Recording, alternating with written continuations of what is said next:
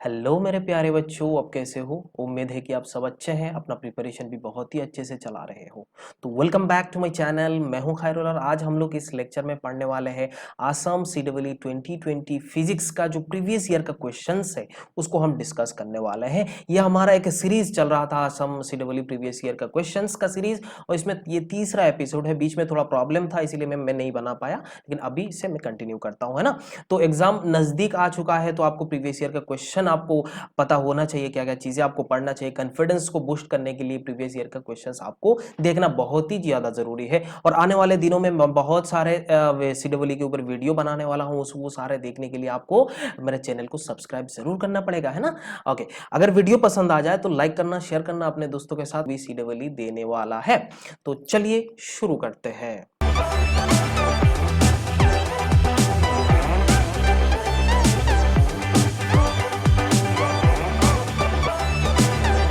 बच्चों, ये हमारा सबसे पहला सवाल यहाँ पे दिया हुआ है। A small object of uniform density rolls up a curved surface with an initial velocity v. If it reaches up to maximum height of this much value with respect to the initial position, the object is. ये object कौन सा होगा? ये वाला चीज यहाँ पे दिख रहा है। ये रोल करते करते ऊपर चला गया, ऐसे रोल करा और ऊपर चढ़ते गया। बात समझ में आ रहा है कि नहीं? बोलो।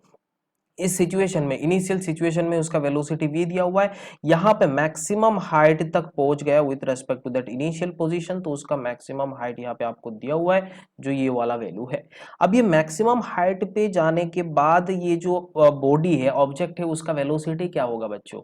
वेलोसिटी विल बी जीरो, क्योंकि वही तो मैक्सिमम होता है। यहाँ पे जाने के बाद मैक्सिमम फिर वापस आ जाएगा, क्योंकि उसके ऊपर और नहीं जा सकता। बात समझ में आया कि नहीं? बोलो। तो यही चीज आपके दिमाग में रखना है। तो final velocity this much value. Okay, अगर हम वर्क एनर्जी थ्योरम यहाँ पे इस्तेमाल कर ले तो हमें बहुत आसानी से ये क्वेश्चन सॉल्व करने को मिल जाएगा।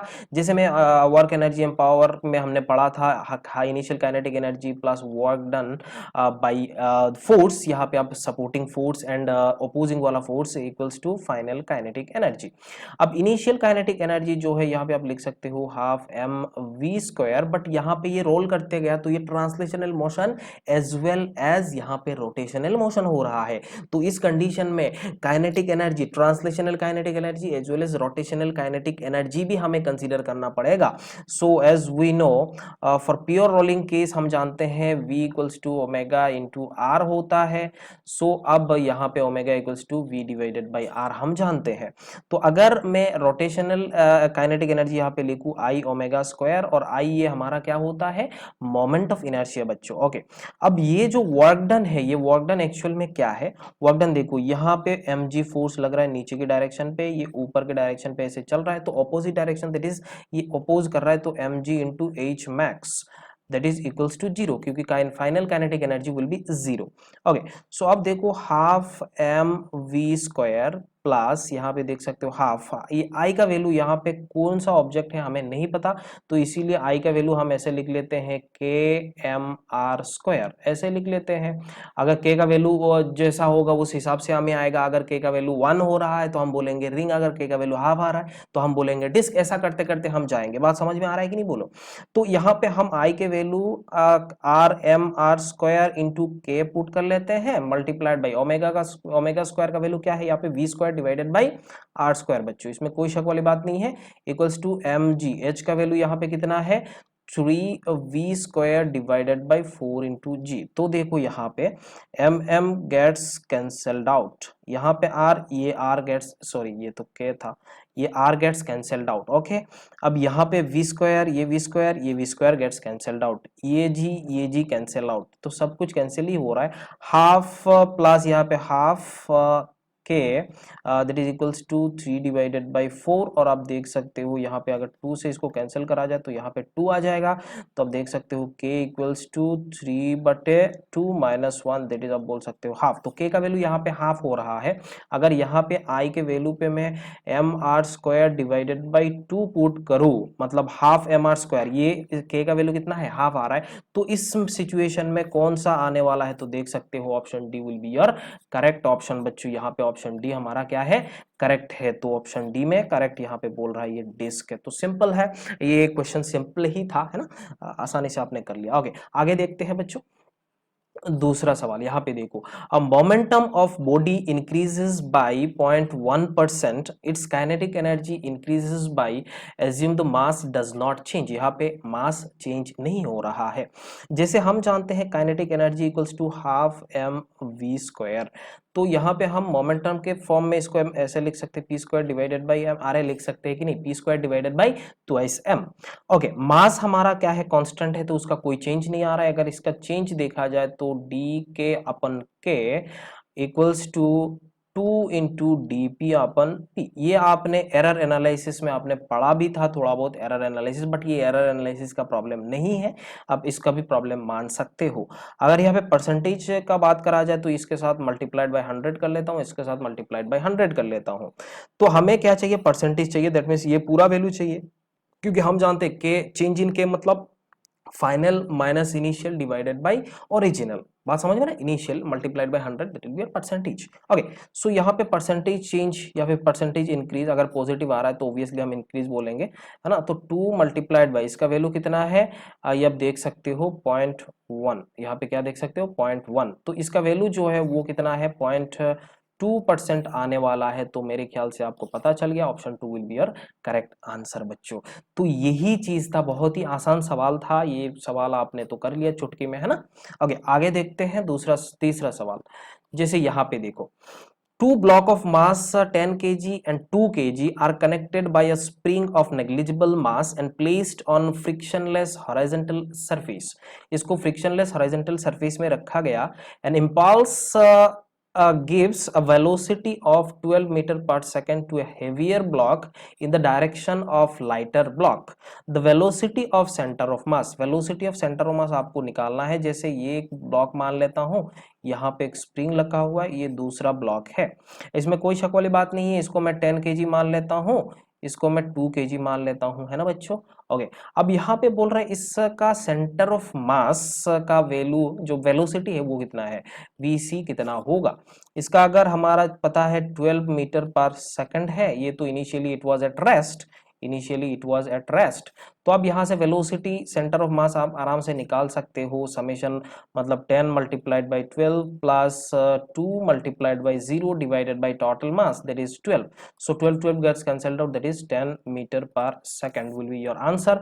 तो यहाँ पे option B will be your correct answer.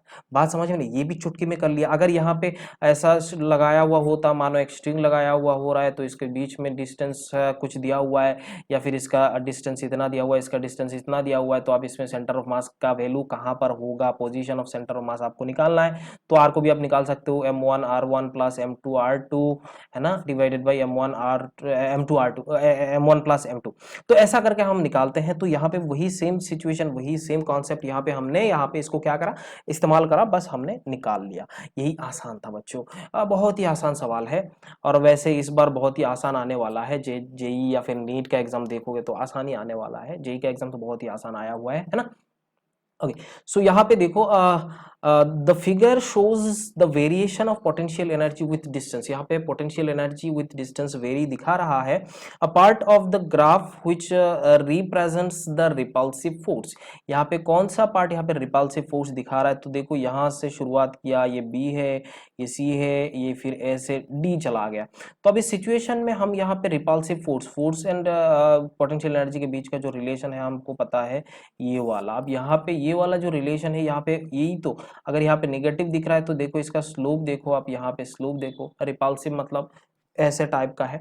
अब यहाँ पे अगर थोड़ा सा चेंज देखा जाए, अगर थोड़ा सा चेंज देखा जाए तो स्लोप यहाँ पे कितना है, नेगेटिव दिख रहा है। स्लोप यहाँ पे कितना दिख रहा है, नेगेटिव। ये पहले से एक नेगेटिव है और यहाँ पे स्लोप भी नेगेटिव दिख रहा है, तो मिलके क्या होने वाला है, पॉजिटिव मिलने वाला है। फोर्स क्या हो जाएगा, पॉजिटिव। तो यहाँ पे देखा जाए तो फोर्स इस डायरेक्शन पे आने वाला है। अरे बात समझ में आया कि नहीं, बोलो। तो यही चीज आपको यहाँ पे देखना था, और ये जो पार्ट आपको यहाँ पे बता रहा है ए टू सी तक ही हमें रिपल्सिव दिखा रहा है, तो option D will be your correct answer. ये चीज में गड़बड़ नहीं करना है बच्चों।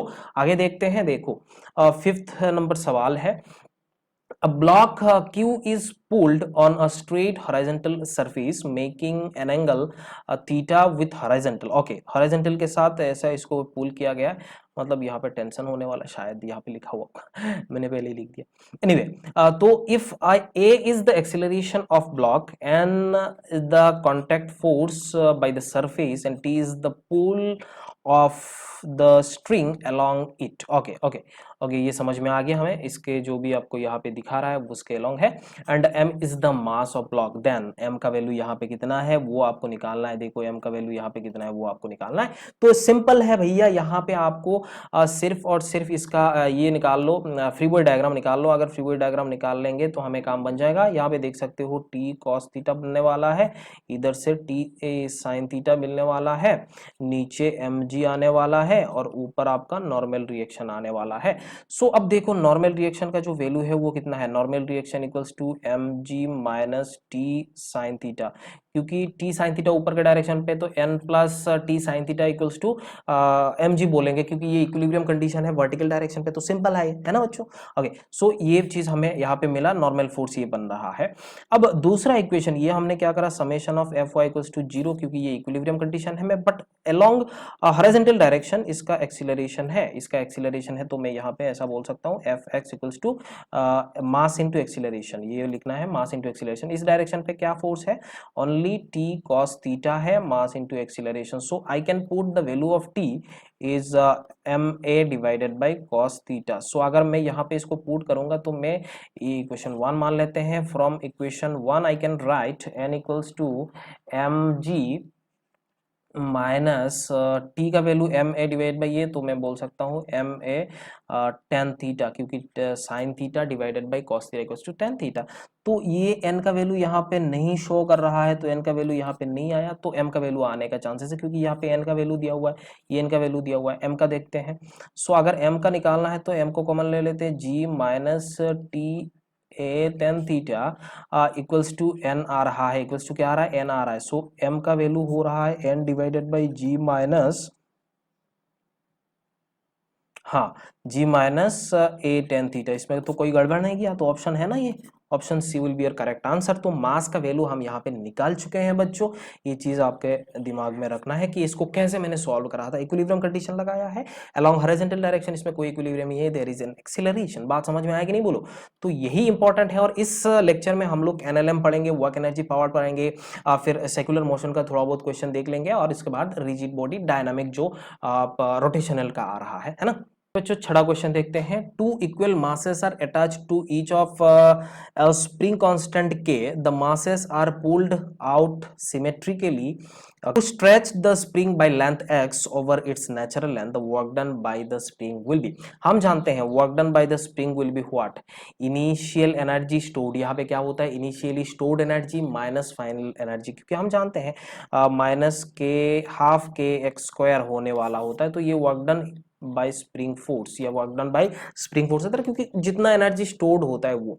अब यहाँ पे मास दो है और दोनों इक्वल मासेस है, दोनों क्या है, इक्वल मासेस है, तो दोनों अटैच्ड है। उस सिचुएशन में दोनों में सेम सेम क्या हो जाएगा, यहाँ पे वर्क डन जाएगा, क्योंकि इसमें कितना वर्क डन आपने लगाया, इतने इसमें कितना वर्क डन लगाया। तो यहाँ पे अगर एक का देखा जाए तो यहाँ पे देखो work done by the spring on each masses अब बोल सकते हो, तो सिंपल दो है तो सिंपली डिस्ट्रीब्यूट हो जाएगा, तो माइनस 1/4 के एक्स स्क्वायर आप बोल सकते हो। तो option D will be your correct answer. तो ये बहुत ही आसान है बच्चों, ये बहुत ही ज्यादा आसान है। सिर्फ वर्क डन निकालना, काइनेटिक एनर्जी है बस, और दो मासेस लगाया हुआ है, दो मासेस का मतलब इक्वली डिस्ट्रीब्यूट होने वाला है, बस उतना क्या है, और कुछ है भी नहीं। Okay so 7th number question, the sum of 3 vectors in figure below is 0। Okay यहाँ पे तीन डायग्राम यहाँ पे दिया हुआ है, वेक्टर दिया हुआ है, तीनों का जो समेशन है वो क्या है, वैल्यू 0 है। The magnitude of O C and O B will be. देखो यहाँ पे एक दिया हुआ है, जैसे ये मेरा O है, ये C है, इस डायरेक्शन पे है B है, और इस डायरेक्शन पे आपको A दिया हुआ है जिसका वैल्यू 5 सेंटीमीटर है, और यहाँ पे इसका वैल्यू 45। अगर यहाँ पे बोल रहा है कि सबका समेशन 0 है, सबका समेशन मतलब जैसे आप बोल सकते हो A plus O B plus O C equals to 0। तो इसका मतलब ये बॉडी क्या है, यहाँ पे फोर्सेस है या वेक्टर है, फोर्सेस वेक्टर बोल लिया, फोर्सेस भी बोल सकता है। तो उस सिचुएशन आप बोल सकते हो ये इक्विलिब्रियम कंडीशन पे है। तो मैं ऐसा बोल सकता हूँ summation of F Y equals to 0, summation of F X का भी वैल्यू 0 है। तो अगर मैं यहाँ पे इसको रिजोल्व कर लेता हूँ तो इस सिचुएशन में मैं बोल सकता हूँ यहाँ पे ओ सी, यहाँ पे क्या हो जाएगा, ओ सी साइन थीटा, और इस डायरेक्शन पे ओ सी कॉस थीटा, मतलब कॉस 45 आने वाला है। तो अब देखो इस डायरेक्शन पे इतना नीचे डायरेक्शन, इधर इतना डायरेक्शन, तो इस सिचुएशन में आप देख सकते हो इसका जो भी मैग्नीट्यूड है, मैं इसको थोड़ा अच्छे से बता रहा हूँ, और एक दूसरा तरीका लमिस थ्योरम से भी आप इसको सॉल्व कर सकते हो, इसमें कोई शक वाली बात नहीं है। 45 है यहाँ पे, 45 आराम से कर सकते हो। तो यहाँ पे देखो ओ सी साइन 45 मतलब 1/√2, और इसका वैल्यू कितना है 5 है, क्योंकि इसका मैग्नीट्यूड 5 है। तो ओ सी का वैल्यू 5√2 आने वाला है। अगर ओ बी देखा जाए तो ओ बी का भी वैल्यू क्या हो रहा है, ओ सी कॉस 45 मतलब ओ सी डिवाइडेड बाई 2, और ओ सी हमें पता है जो 5√2 है, √2 गेट्स कैंसिल, तो 5 आने वाला है। तो एक आ रहा है ओ सी का वैल्यू सबसे पहले पूछा, ओ सी 5√2 है, और ओ बी कितना है 5 है, 5√2 और 5, option C will be your correct answer. ये आपको समझ में आता है। अगर आप लमिस थ्योरम भी करना चाहते हो तो आराम से कर सकते हो, जैसे O A divided by sine 90 plus 45, sine 90 plus 45 बच्चों, या फिर साइन 180 माइनस 45, तो इसका मतलब 45 होने वाला है, divided by O C divided by sine 90 होने वाला है, क्योंकि इसके ऑपोजिट है, ओ ए हमने निकाला, ओ बी हमें निकालना है, ओ बी डिवाइडेड बाई में क्या होगा साइन अगेन 45 180 माइनस ये। तो आप देख सकते हो ओ बी का वैल्यू कितना है, ओ बी का वैल्यू इतना है 45 है, तो इसको क्रॉस मल्टीप्लाई करके इस इक्वेशन से भी आप इसको सॉल्व कर सकते हो, और ऑप्शन वैसे ही आपको सी ऑप्शन आने वाला है, जो ओ सी का वैल्यू 5√2 है एंड ओ बी का वैल्यू 5 है। बस वही करना था, है ना। आगे देखते हैं दूसरा। ओके, 8th नंबर सवाल। Two blocks P and Q are connected by a metal wire with breaking stress, आपको दिया हुआ है 10⁹ newton per metre square through a frictionless pulley. The minimum radius of wire for it not to break, okay, is, यहाँ पे आपको minimum radius बताना है कि ये स्ट्रिंग जो है वो ब्रेक ना हो जाए, और आपको कंसीडर करने को बोला, जी का वैल्यू इतना है। ओके, सो अब यहाँ पे हमें समझना है कि ब्रेकिंग स्ट्रेंथ होता क्या है। ब्रेकिंग स्ट्रेंथ बच्चों ये चीज है जो आप ऐसे लटकाए हुए हो ना, इस चीज को लटकाए हुए, यहाँ पे मास लटकाया हुआ है, यहाँ पे देखो आराम से आप इसको देखो, ये 1 kg है, और ये आप देख सकते हो 2 kg का है, और यहाँ से लगाया हुआ है। तो स्ट्रिंग है, ऑब्वियसली टेंशन आने वाला है, स्ट्रिंग है तो टेंशन आने वाला है, इनएक्सटेंसिबल ये सब चीजें बोला गया है। तो आप देख सकते हो यहाँ पे जो भी है टेंशन दूर, बोथ साइड हम समान मान लेते हैं, इक्वल मान लेते हैं, इसमें कोई शक वाली बात नहीं है। अब यहाँ पे ये स्ट्रिंग यहाँ पे स्ट्रेच करते गया, स्ट्रेच करते गया, तो हम जानते हैं जो ब्रेकिंग स्ट्रेंथ है वो एक्चुअली ब्रेक डाउन होने का वक्त में जो स्ट्रेस है उतना है, उससे ज्यादा अगर यहाँ पे स्ट्रेस पैदा हो जाएगा ना तो टूट जाएगा। तो इसका मतलब हम जानते हैं stress is nothing but tension divided by area, tension divided by cross sectional area. So आपको ये क्रॉस सेक्शनल एरिया एक्चुअल में निकालना है, क्रॉस सेक्शनल एरिया निकालना है मतलब रेडियस ही निकालना है, बात एरिया निकल जाएगा तो कैलकुलेट कर लो, अंडर रूट कर लो, रेडियस मिल जाएगा। तो सबसे पहला काम हमारा यहाँ पे क्या है बच्चों, हमें टेंशन निकालना है। तो अब देखो ये 2 kg मास है, ये 1 kg मास है, तो ऑब्वियसली यहाँ पे एक्सीलरेशन आने वाला है। सो हम जानते हैं net force equals to mass into acceleration, total mass into acceleration, यहाँ पे बोल सकते हो net acceleration. So net acceleration will be net force equal to 2 kg नीचे के डायरेक्शन पे, 1 kg इस डायरेक्शन पे है, तो अब नेट फोर्स विल बी, आप बोल सकते हो g डिवाइडेड बाई 1 + 2 मतलब 3, यहाँ पे एक्सीलरेशन इतना आ रहा है। So tension can be calculated as, तो आप देख सकते हो मास इनटू एक्सीलरेशन, क्योंकि यहाँ पे ये है mass into acceleration due to gravity minus T equals to mass into A का वैल्यू g डिवाइडेड बाई 3, इस साइड में चला जाएगा तो t विल बी, आप बोल सकते हो 2 डिवाइडेड बाई 3m इंटू, यहाँ पे देखो m इंटू जी। ओके, सो ये मास 2 kg है, क्योंकि ये 2 kg मास का देख रहे हैं, g 10 है, ये पहले से 2 है, तो 40 डिवाइडेड बाई 3 आप यहाँ से आराम से कर सकते हो, या फिर एक फॉर्मूला है 2m1 m2 divided by m1 plus m2 into G, यही तो होता है हमारा टेंशन, ये आप जानते हैं एटवर्ड मशीन का है। अगर आपको ये नहीं पता तो आप इससे इसके हेल्प से भी कर सकते हो। अब यहाँ पे आपको टेंशन दिया हुआ है, सो हम जानते हैं जो आपका स्ट्रेस दिया हुआ है वो इक्वल्स टू क्या है, 10 to the power 9 equals to, आप बोल सकते हो tension divided by per unit area. So area can be calculated as t divided by 10 to the power 9 और यहाँ पे t का वैल्यू 40 इतना है और ये 10 टू द पावर -9, ये जीरो काट देते हैं तो -8 आने वाला है. अब यहाँ पे एरिया पता चल गया, एरिया का वैल्यू क्या है पाई आर स्क्वायर हम जानते हैं. इसको पुट करो और आर का वैल्यू निकाल लो भैया. यहाँ पे बाकी कैलकुलेशन है और वो कैलकुलेशन मेरे से मत करवाओ बच्चों, अंडर रूट कर लेना. आर का वैल्यू निकालना है, मतलब यहाँ पे रेडियस, मिनिमम रेडियस से जो भी रेडियस निकलेगा वही यहाँ पे आंसर आने वाला है. क्या आया मेरे को कमेंट करके जरूर बताना बच्चों. देखते हैं क्वेश्चन नंबर 9. ओके, सो यहाँ पे देखो बच्चों कि an elevator descending with uniform acceleration, ये कुछ एक्सीलरेशन से डिसेंड हो रहा है. If force exerted by the block A on B is 4 newton, what is the acceleration of the lift if mass of block A is 0.5 kg? जैसे आप जानते हो ये एलिवेटर है, इसके ऊपर ये ए बी रखा हुआ है, ये ए रखा हुआ है. ए का मास आपको 0.5 kg दिया हुआ है. ये पूरा का पूरा चीजें नीचे आ रहा है. अगर आप यहां से ऑब्जर्व कर रहे हो तो बॉडी ए का अगर फ्री बॉडी डायग्राम में बनाना चाहूं तो मेरे ख्याल से आपको पूरा सब कुछ समझ में आ जाएगा. ये बी बॉडी क्या कर रहा है, इसको एक नॉर्मल रिएक्शन दे रहा है. तो बी बॉडी इसको एक नॉर्मल रिएक्शन दिया, जो उसका एक mg फोर्स है वो नीचे की डायरेक्शन पे लगने वाला है. और यहाँ पे अगर आप यहाँ पे खड़े हो तो एक स्यूडो फोर्स लगने वाला है जो मास मतलब 0.5 इंटू ए यही लगने वाला है. तब जाके आप क्या देखोगे, रेस्ट में देखोगे, या फिर आप ग्राउंड फ्रेम से भी आप इसको चेक कर सकते हो, इसमें कोई शक वाली बात नहीं है. बट मैंने यहाँ पे ग्राउंड फ्रेम से नहीं, इस लिफ्ट से मैंने करा. और एक्सीलरेशन ये जो है वो एक्सीलरेशन ऑफ द लिफ्ट है. अब यहाँ पे देखो, अब जो मास ए इस बी बॉडी को कौन सा फोर्स देता है एक्चुअली बच्चों, नॉर्मल रिएक्शन. क्योंकि यहाँ पे जब बी बॉडी, क्योंकि ये सरफेस कांटेक्ट में है, अगर बी ए को दे रहा है नॉर्मल फोर्स तो बी भी तुरंत उसको एक फोर्स दे देगा जिसको हम लोग नॉर्मल रिएक्शन बोलेंगे. इसका मतलब हमें एक्चुअल में मोटिव क्या है, जो नॉर्मल रिएक्शन, और normal reaction is given as कितना 4 न्यूटन, जो 4 न्यूटन यहाँ पे आपको दिया हुआ है. तो ये हमें एक कंडीशन पता चला. जो यहाँ पे देख लो बेटा, n प्लस 0.5 a इक्वल्स टू mg, क्योंकि ये रेस्ट में आप, ये आदमी क्या देखेगा, ये ऑब्जर्वर इसको रेस्ट में देखेगा. तो अब ऐसे लिख सकते हो mg, और ये प्लस था इधर, माइनस 0.5 a होने वाला है, ये यहाँ पहुंच जाएगा. हमें क्या चाहिए बच्चों, एक्सीलरेशन चाहिए. तो यहाँ पे आप देख सकते हो 4 न्यूटन है ना, 4 न्यूटन आ रहा है. और यहाँ पे माइनस आप देख सकते हो ये वाला कितना है, मास का मास कितना है 0.5 इंटू जी, मतलब 5 हो रहा है. और यहाँ पे आप 0.5 इंटू ए वो माइनस में है. तो 0.5 इंटू ए इक्वल्स टू 1 आ रहा है. इसका मतलब ए का वैल्यू कितना आ रहा है, 2 आ रहा है, 2 मीटर पर सेकंड स्क्वायर. तो मेरे ख्याल से ये चीज आपको समझ में आ गया. क्या करा हमने, सिर्फ नॉर्मल रिएक्शन का इक्वेशन लिखा ला, वैल्यू पुट करा. सिर्फ कॉन्सेप्ट है बच्चों. ये कॉन्सेप्ट क्या है कि ए बॉडी ए बी को क्या देगा, नॉर्मल रिएक्शन देगा. क्या देगा, नॉर्मल रिएक्शन देगा. पता चला उसमें mg यहाँ पे करा दिया, फिर पता चला एक्सीलरेशन ही 0 बता दिया. ऐसा नहीं करना है, नॉर्मल रिएक्शन ही ट्रांसफर होता है. Keep it in your mind. तो option C will be your correct answer. 2 metre per second square यहाँ पे दिया हुआ है.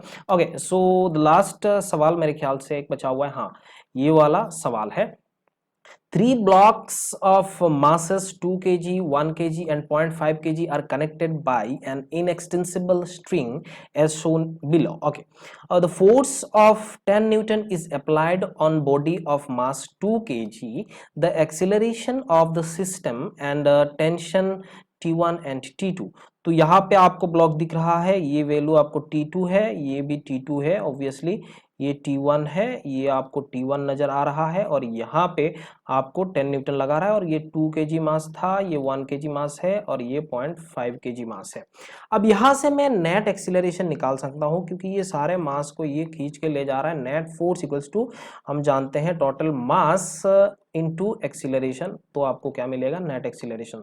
सो net acceleration will be what, total mass यहाँ पे कितना है 2 3, और यहाँ पे 0.3 10 डिवाइडेड बाई 3.5. तो आप देख सकते हो, इसको डिवाइड करोगे तो 100/35, तो ये 20 हो रहा है, और यहाँ पे 7 हो रहा है. तो मैं बोल सकता हूँ इतना. अब ये कितना हो रहा है, ओके 68 हो जा रहा है, फिर अगेन 5 हो जा रहा है। चलो लगभग इतना वैल्यू आने वाला है मीटर पर सेकंड स्क्वायर। तो ये ऑप्शन कौन सा आ रहा है बच्चों?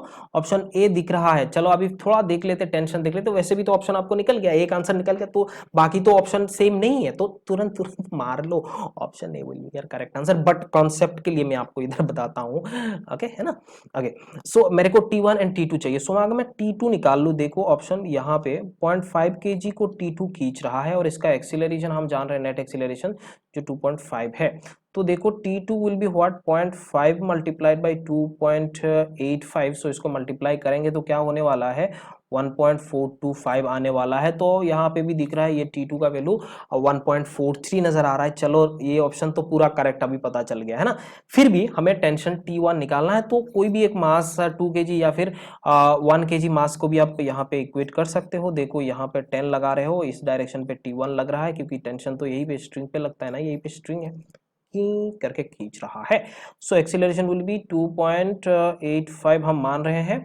और यहाँ पे आप देख सकते हो 10 माइनस T1 इक्वल्स टू मास यहाँ पे 2 kg था, तो 2 into 0.85। So T1 will be 10 minus और यहाँ पे 0 और यहाँ पे 6 मतलब 7, फिर 8 मतलब 5, तो 5.7 इसका मतलब आप इस पे देख सकते हो 4.3 न्यूटन आने वाला है। सो मेरे ख्याल से ये ऑप्शन पता चल गया। तो ऑप्शन ए यहाँ पे पूरा का पूरा करेक्ट नजर आ रहा है बच्चों। सारे के सारे यहाँ पे मैंने क्वेश्चन कर लिया, 10 सवाल मैंने यहाँ पे कराया ताकि आपको समझ में आ जाए क्या क्या क्वेश्चन पूछा जा रहा है। मैकेनिक्स का एक मेजर पार्ट मैंने यहाँ पे सॉल्व कराया और प्रीवियस ईयर का है, उसको बहुत अच्छे से देख लो। वीडियो पसंद आए तो लाइक कर लेना, शेयर करना अपने दोस्तों के साथ। So thanks for watching, wish you all the very best for your exam. और अगले 1-2 दिन के अंदर मैं एक बहुत ही अच्छा सरप्राइजिंग वीडियो लेके आने वाला हूँ, तो मेरे साथ जुड़े रहना। Okay bye bye and take care.